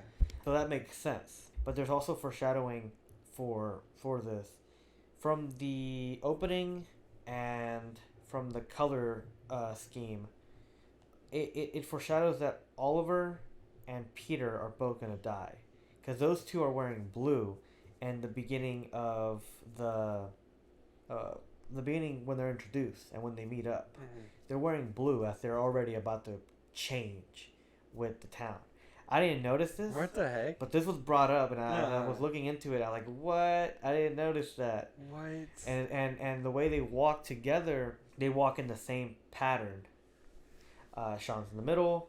Andrew and Steven are both next to Sean. And then Peter and Oliver are on the outside. So when eventually they're eliminated, the group is still the same. They still walk the same way. What the heck? So it's like really small details that like you details, don't man. notice. And you're like, wow, that's very clever. That is. And then there's a joke that actually pays off to the end. The Three Musketeers joke. The Three Musketeers. They go from 5 Musketeers To 4. to 3. To 3. To 3. Because they're like, 5, 3. What's the difference? Even, huh? There's 2 different. There's a difference. That's what Gary says. And then he was like, really, there should be 5, because then if 2 die, it would be a more interesting story, you know? And that's exactly what happens. 2 of them die, and 3 of them at the end make it. Dang. Yeah, Oliver's the first to go. Oliver is the first to go, yeah, because he goes to the restroom. He goes to the restroom. And he gets changed in there. We could tell, but we're just waiting for the audience to know. Kind of like a Hitchcock idea where, like, you plant the bomb, and we know that there's a bomb there, but it's just a matter of time for the people in the movie to know. And so Oliver is that bomb. He's that big reveal. The only one who notices is Andy when he sees the birthmark, which shows that because of the DNA, they replicate it from The 90s, right? from when they were born. From when they were born. So they're born back with everything that they had. So there's no scars. Because they set that up because he says something, he got it lasered off. He had it lasered off. They showed it in the opening where he has a C or a 9 or whatever it He's was. the O It was an man. O man. Oh, man. It was an O. And then when they're adults, he's like, I got it removed. You can't call me the O man anymore. Laser surgery. And then he had it again. There's again. Andy's like, hold up. And Andy's like, nope. Picks up a chair, smacks him in the head, cracking his skull. Cracking Really a his good skull. effect. Yeah, that's a really good effect. I'm pretty sure it's just a green screen mask. And Like, I think half his face is like green screened. yeah, And the bottom half is just. yeah. And even with that, but he's very expressive with the mouth. I like that. I like those details. There's so many details in this movie, man. I'm pretty sure we've missed some. Yeah, WTF. WTF. I guess when it comes to themes about this movie, we've mostly been talking about growing up, Gary moving on. moving on. Stuck in the past, gotta move on. I think Edgar and Simon both think that Gary moves on. I don't see it really. I don't think he moves on I don't think so. because he's with the younger versions. He moves on in a bit because they did say that he eventually does become the legend that he wanted to see himself as. He seems happier. He did move on. He's no longer drinking alcohol. He's drinking water. Drinking water. He's still in the background. There's still the other robots, and they're the younger version of his friends. He's still stuck in that same mentality, but I guess he's no longer the same depressed guy anymore. Yeah, I can So, see that, I guess. In a way, he did, but I still see it kind of sad and pathetic a bit, and really depressing, but somewhat of a happy ending. Bittersweet. Somewhat. Bittersweet. We'll go with that. Bittersweet. And then the irony is that Andy misses him at the end. It was the other way around, where Yeah. Gary misses the whole crew. Now it's Andy kind of missing the good old times, Gary's good old times, and kind of wondering where he's at now, because they haven't spoken since everything went downhill with the EMP. The network. The That's what network. it's called. Yeah. The network. They have a funny, they have a discussion with the light, because they always being told, see the light. You're gonna see the light. You're gonna want to become part of the light or something. And then they're talking to this big old light. AI light, yeah, and they're just talking to him, and he's like, "Come on, you just join us. You can be whoever you want to be." And then it actually gets really dark right here towards the third act, where it's revealed that Gary wasn't really at rehab. It was more of I think you said what did you say? AA meeting? AA meeting. He was suicidal. Yeah. He reached such a low barrel that he thought maybe doing this whole golden mile would have erased all of that, which it wasn't. And he didn't even complete it. He didn't get that last beer. He did not. He didn't get that last beer. The last thing he opens, it opens up the door to the network, and the network talks to them and talks about how humans are like the worst. He's putting down humankind, and then Gary King's like, "Hey, fuck you! You can't say that. Yeah. Hey, man, we're humans. We fuck up. Of course we're fuck what up. we do. That's what we do." Yeah. I guess there's some truth to that. Yeah. He's like, this world was founded on Fuck ups. ups. and then the network is discussing how they have like the whole galaxy controlled, and like they're the worst ones. Because and, they're fighting back. And then, huh? Because they're fighting Because back. they're fighting back. And then they ask, well, okay, how much of a fuck ups are we? And they're like, you probably took over this entire town. And they're like, that's not true. There's still some humans left. There's like 3. And then there's only like 3 people out of like everybody. And see, like, you killed the entire village. They basically never committed genocide Yeah. because they're turning people into mulch.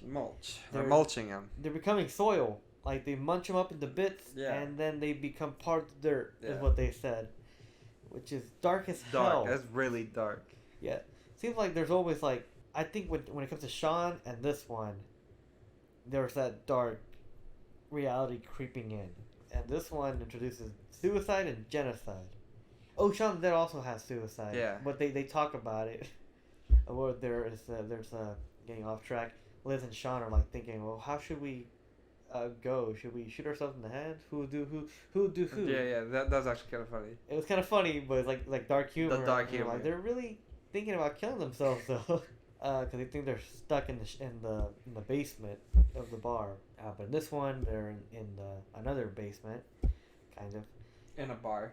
in a bar, but talking to an alien. Talking to an alien this time. And then everything goes so downhill in the conversation where we're like, you know what? Fuck you guys. We're just gonna leave humankind alone. It's impossible to argue with you. Is it Yeah, it's possible impossible to to argue argue with with you you. drunk bastards? Well, that's what people say to Larry King in the. Just say Gary King in the movie. Larry King. Oh, yeah, Larry King would have been They a say great that catch. like throughout the movie, and then finally the alien says it. Yes. Yeah. Yeah, no, that's true. That's a good point. Anytime Gary's talking to his friends, yeah, they always say that. It's like, oh, impossible arguing it's with you. impossible to argue. You're always right. And especially when he's drunk. And yeah, no, the alien's like, what's the point? Fuck it. He doesn't swear. He doesn't like swearing, but he swears at the very end It's like, because fuck he's it. like, fuck it. Fuck humankind. I'm leaving you guys. Not only that, we're leaving everything. Because of you guys, the entire galaxy's going downhill. So he's kind of right. He's kind of right. They're both right in their arguments where Gary's like, hey, we're fuck-ups, but you know what? It's what we do. That's what we did. And Me that's what too. they did. They fucked up. Me too. And they fuck up everything. and yeah, so the network does this EMP type of thing where like it destroys electricity, technology, everything. It sends humanity into the dark age. Pretty dark. Pretty dark. Pretty dark. Pretty dark. Everyone has their own lifestyles. I think And we don't see the Cornetto until the very end. until the very end, Where it hits a fence. yes, yeah. Andrew's talking about how he became a vegetarian farmer lifestyle with his family. Oh, he was divorced. Mhm. He mentioned he was divorced, and then eventually they rekindled because they're like, well, There's bigger problems than there's Bigger bigger problems. problems than our relationship going downhill. Let's fix it and let's try to cooperate. So in a way, that tragic ending brought him back with his family, and it made Gary King become the legend he wanted to be. And then he's like, I don't really miss a lot of the processed food we have. Maybe sometimes. And then he's like looking at a fence, and then like a wrapper of a chocolate mint cornetto pops up, and he looks so depressed. When He he looks can't, so he's sad. like, no. He can never have another cornetto, which is like probably the most tragic thing in the movie. Tragic. Man, I would be sad if I could never have another Cornetto. Bro, if I could have one Cornetto, that'd be great. We're going to the UK. That's in our Hey, bucket list. if somehow we get any UK viewers, send us some Cornettos. Somehow. They melted. It'll be alright. We'll have a cornetto soup. The cornetto soup. The world ends at the end. Wow, they spoiled the ending in the Damn. name of the movie. There's a fence gag. Yeah, there is a fence gag. We forgot to mention it in Shaun of the Dead and Hot Fuzz, but there's a fence gag. It's one of the running gags that they have in these movies. The first one was he jumped over the fence and it like broke or something. Yes. No. Oh, no, yes, you're right. Shaun of the Dead's like, what? You never had a shortcut? He runs to the fence and it like completely falls down. And he gets up and he's like, let's go. And then Hot Fuzz, he's like all confident. He does like flips over. Same line. Like, what, you got a problem with shortcuts or something like that? Yeah. And then Nick Frost's character, He just runs. Danny, He just Danny's runs like, right to it. all right. Basically, he's all hyped up, like chase scene, action, and he runs, tries to jump over the fence, but trips and completely breaks through it. So there's some physical comedy there, some slapstick humor. It's funny, it's charming. And then in this one, Gary King's running away from all the robots, all the blanks. The blanks. And he freaks out. He sees that there's a dead end, so he just runs to a fence. But it's just like a poorly, because of nothing's been fixed or changed. Probably Since that the fence, 90s. the entire fence collapsed with Gary. Yeah. And then it just cuts to the friends. But it was like a one last moment, one last performance of that gag. Pretty funny. Which also connects the three movies. Yeah. Besides the cornetto. I like to see this movie as like, is it the word precursor to like a multiverse? Now it wasn't intentional. It was definitely, all three movies, different genre. But I like to see it like different universes where these people all had different lives, different names, and this is just what type of movie they're in. Yeah. So now there's the zombie one, there's an action one, and then there's a beer hopping one with aliens in it. So when's the next one coming out? They're done. I was thinking about it, and I was like, there should be a fourth one, but I think at this point, it's done. It's good. Maybe they could reunite and do something, but it wouldn't be connected. It would be a different thing. But then I still have a cornetto in there. If they do a Cornetto, then it wouldn't no longer be a Cornetto trilogy. But A saga. I don't know. Cornetto quadrilogy. A quadrilogy. I love this movie. It's great. Alright. Really effective. I love the themes that they do with this one. It all has their sentimental moments, and yeah. Alright. So what's your Great. rating? Also, 9 out of 10. I think all these three are 9. 9 out of 10. 9 out of 10. 4.5. I gave this 5. one 4 out of 5. 4 out of 5. I gave it 3.5. 4.5. Damn, I'm the only I one. still think it's good. Like I said, need to rewatch it. I would recommend it. Yes, because rewatch it. I felt the exact same way where I first saw it. I'm like, Right this now. is the weakest one. I gave it a 7 also. 7 out of 10. And then it got better. And it went up for me. 2 9. We all gave our ratings. We all gave our ratings. We all gave our That's thoughts. it. I think Shaun of the Dead's definitely my favorite out of the three. Hot Fuzz is close behind. And then World's End is just a little bit down there. Still good, but Alright, Pablo. Pablo just got triggered. It used to be, for me, Hot Fuzz, Shaun of the Dead, and World's End. But I think as we talked about it, I think I'm changing it. I'm thinking it's going to go Hot Fuzz, The World's End, and Shaun. Nice. This Wow. is difficult because I give all these 9 out of 10s, and they're all great for their own reasons, and they're all similar and different because of the genres. Yeah, no, I think that's what I'm gonna change it to. I'm gonna Hot Fuzz, World's End, and then Shaun of the Dead. Alright. I'm guessing you're gonna go all three are tied. No. Okay. Mine was Hot Fuzz, Shaun, and then World's End. All right. Yeah. Okay. Yeah. I still think The World's End's severely underrated. Oh yeah. So if you're like a fan of Edgar Wright movies and haven't seen it, go watch The World's End. Check it out. Check it out. Well, if this episode that's the goes end. as planned, it's gonna be on Edgar Wright's birthday, and I think these movies are essential to his career. Really show how in each movie he changes it up. He evolves as a director, and so far comedy seems to be his best genre. He's been changing it up lately with like Baby Driver and Last Night in Last Night in Soho. Soho. Yeah. And I hope he continues that route. And eventually, maybe he does a comedy here and there because he definitely makes hits He when does. it comes to comedies. Yeah. The guy's creative. He's just so good. And I appreciate these movies existing, especially Shaun, because without it, we wouldn't have an Edgar Wright. Without this, we wouldn't have Simon Pegg and Nick Frost. That is true. Simon Pegg being in so much in Hollywood movies right now. Mission Impossible. He's been in Star Trek. Star Wars. Ice Age. Star Wars. Ice Age. I didn't even Ice know that. Age.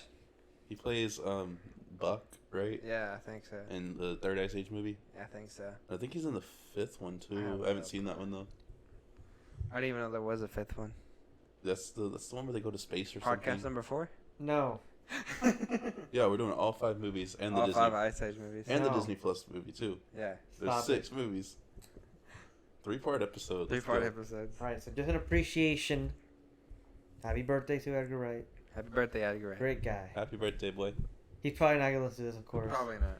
But But if he is, you're a we'll, legend. we'll promote this and be like, "Happy birthday to Edgar Wright." Have fun What a on your goat. Isle of Man. Hopefully, he goes to a party with Chris Evans and Chris Evans tells him to take shots again. Yes. I don't know if you guys heard, but there was a story that Edgar Wright said with Simon Pegg where Edgar Wright's a shot Nazi, which means that he's at a party and he tells everybody to get shots. He tells everybody to get shots, and Edgar Wright took shots with with Captain America. Nice. So like that's awesome. That's not a story you can tell to everybody. Yeah, I did shots with Captain America. He went. Captain America went from fighting Nazis to taking shots with Edgar Wright. That's the end of this episode. Hope you guys enjoyed it. If you did, promote it. Oh boy. Free advertising. Pass Free it advertising. around. Do we know what we're talking about next episode? No. Sonic. No. All right, so We'll plan it out. we'll plan it eventually. out. We'll have something for y'all next time. So Yes. stay tuned for that. You guys have a great day. Deuces. Adios. We'll play that outro music if we have any.